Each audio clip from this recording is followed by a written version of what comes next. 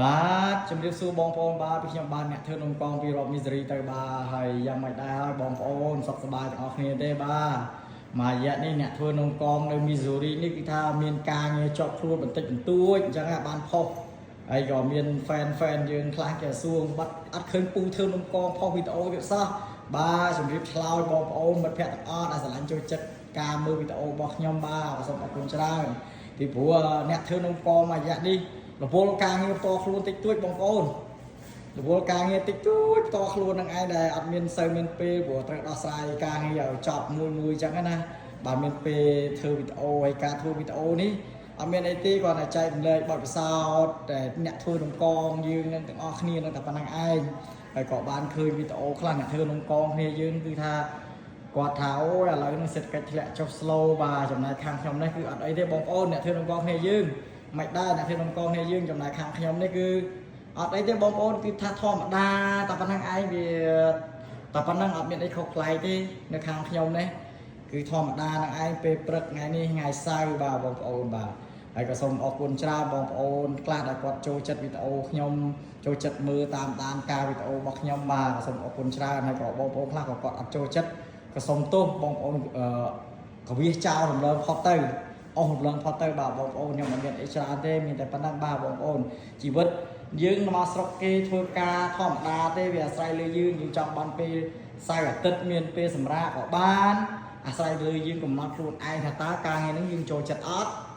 វាស្ថិតនៅលើខ្លួនយើងទាំងអស់ការងារអីមួយក៏ដោយវាអាស្រ័យទៅលើខ្លួនយើងបើយើងគិតថាអូខេសប្បាយចិត្តក្នុងការធ្វើការងារហ្នឹងពេញចិត្តក្នុងការងារហ្នឹងយើងក៏ធ្វើទៅក៏បងប្អូនខ្លះយើងគាត់អត់ចូលចិត្តធ្វើការងារហ្នឹងគាត់ចង់មានសម្រាប់ពេល weekend អីចឹងទៅ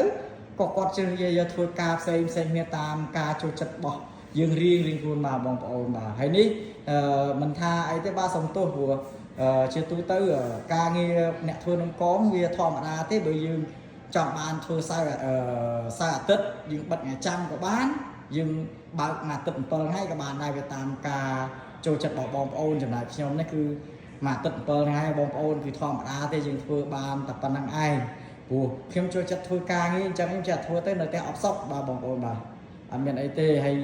មិនដែរហើយឆ្នាំថ្មីបន្ទាប់ពីចូលឆ្នាំហើយមកហ្នឹងគឺថាគឺធម្មតាខាងខ្ញុំហើយបងប្អូនយើងក៏ខ្លះគាត់ថាអូគាត់ slow គាត់អីចឹងណាអត់មានអីទេហើយមួយរយៈនេះគឺ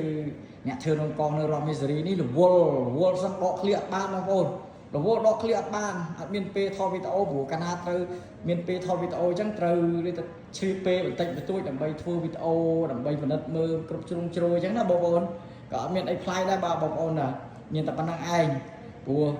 យើងធ្វើការបដាយើងឆ្លៀតធ្វើវីដេអូបដាទៅដើម្បីឲ្យបងប្អូនយើងអ្នកគាត់ចូលចិត្តមើលការងារអ្នកចូលចិត្តធ្វើការនំកងអញ្ចឹងទៅហៅថានំដូណាត់អញ្ចឹងណាហើយការងារអ្នកធ្វើនំកងមានតែប៉ុណ្ណឹងបងប្អូនហើយក៏អរគុណបងប្អូនដែលគាត់ចូលចិត្តមើលវីដេអូរបស់ខ្ញុំបាទហើយក៏សូមអរគុណបងប្អូនដែលគាត់ជួយ like ជួយ share វីដេអូខ្ញុំទាំងអស់គ្នាបាទ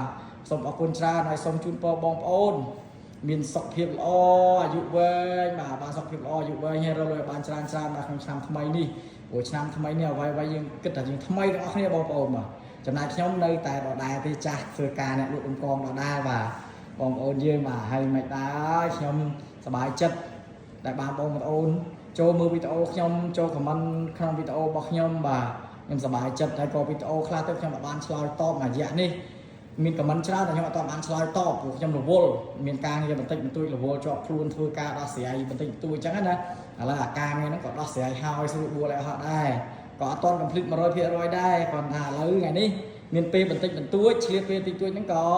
ធ្វើវីដេអូឲ្យបងប្អូន fan យើងអ្នកគាត់ចូលចិត្តមើលវីដេអូខ្ញុំហ្នឹងបានឃើញបាទកុំឲ្យភ្លេចអ្នកលក់នំកងនៅរដ្ឋមីសេរីបាទអ្នកខ្លះតាចង់ភ្លេចមុខពូលក់នំកងហ្នឹងអត់ឮសលេងពូលក់នំកងនៅរដ្ឋមីសេរីធ្វើអីទៀតសោះឥឡូវបាទឥឡូវនេះពូនំកងមកវិញហើយបាទហើយក៏សូមអរគុណច្រើនបាទបងប្អូនសំណាងល្អសុខភាពល្អនឹងរកស៊ីទទួលទានមានបានទាំងអស់គ្នាអាយុវែងទាំងអស់គ្នាបាទបងប្អូនអូខេបាយបាយពីខ្ញុំបាទអ្នកលក់នំកងនៅរដ្ឋមីសូរីទៅបាទអូខេបាយបាយ thank you